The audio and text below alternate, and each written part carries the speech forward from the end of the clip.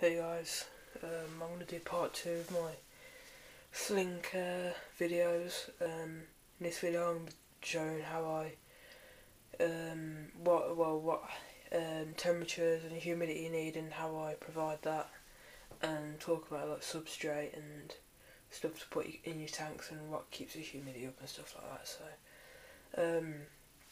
to start off with, well, this is going to be pretty much for my bee smithy, but it pretty much applies to any sling really. When you are looking after a sling of any kind, rainforest, desert, whatever, you're going to need, I found in my experience, you need high humidity when the adult. For example, like I've got a bee smithy, which is a desert and scrubland species, and adults, I think they have about 30 to maybe 50% humidity. Well, don't do that for slings. I have it about 60 to 70%. Main reasons are because slings molt more often, about once a month when they're young. They need high humidity in there to, make sure they have safe molts.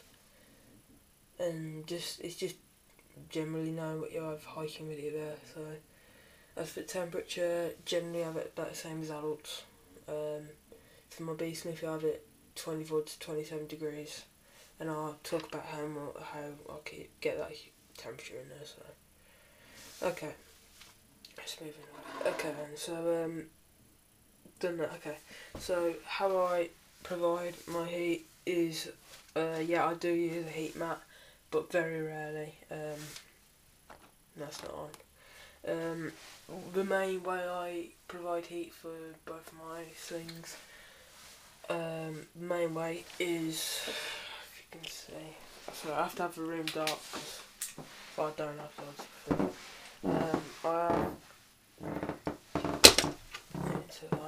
I have a room heater, which you can see more in my how I heat my teas video. It's just a 2 kilowatt room heater there, and also in my room I have a radiator.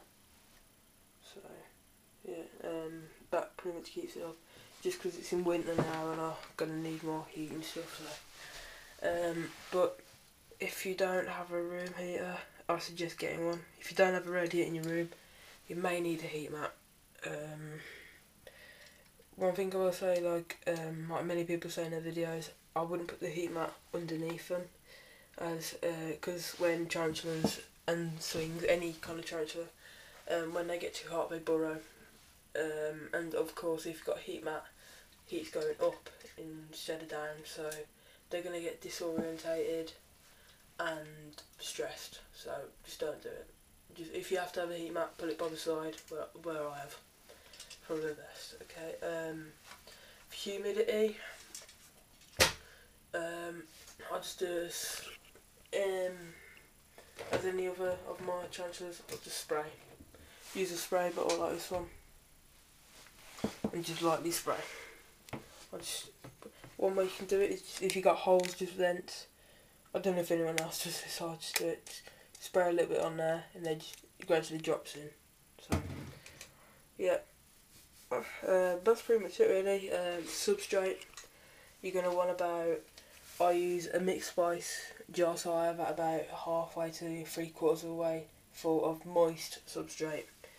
You don't really want bone dry substrate, because of course with molting, if the substrate's not that moist, you're going to have problems with the malts, and they could lose limbs or even die and get suffocated in the malt if they have problems.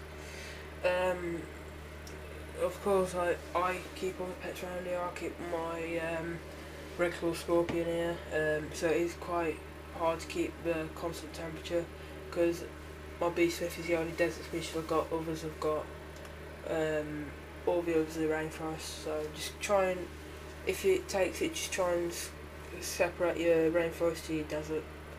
Just a bit of advice, just to keep the temperature a bit better. So I think that's about it for this part of the video.